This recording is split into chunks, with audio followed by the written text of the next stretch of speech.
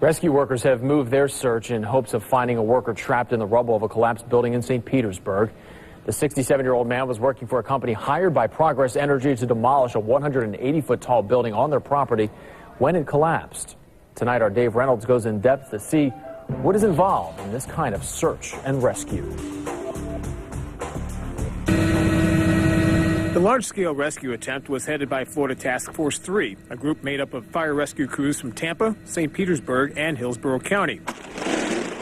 Lieutenant Brian Smithy was one of the 80 or so people involved, and when he walked up to survey the scene, he knew it was going to be a challenge, especially since debris started falling while the team was entering the building. The difficulty here was the collapse itself, because the building was very unstable. Our structural engineers, they really kind of deemed that the majority of this building we could not enter.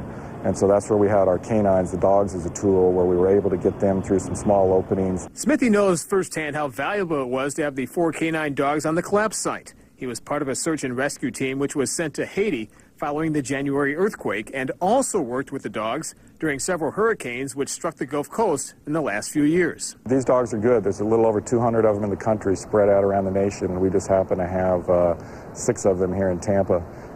You know, they're an asset that we couldn't do without. They can do in minutes what it would take our rescuers hours or days to do. And the areas that they're able to access is just places that it's unsafe for us to go as rescuers. Lieutenant Smithy says one dog was injured during last night's search. She should be back in about a week to rejoin the team of Florida Task Force 3.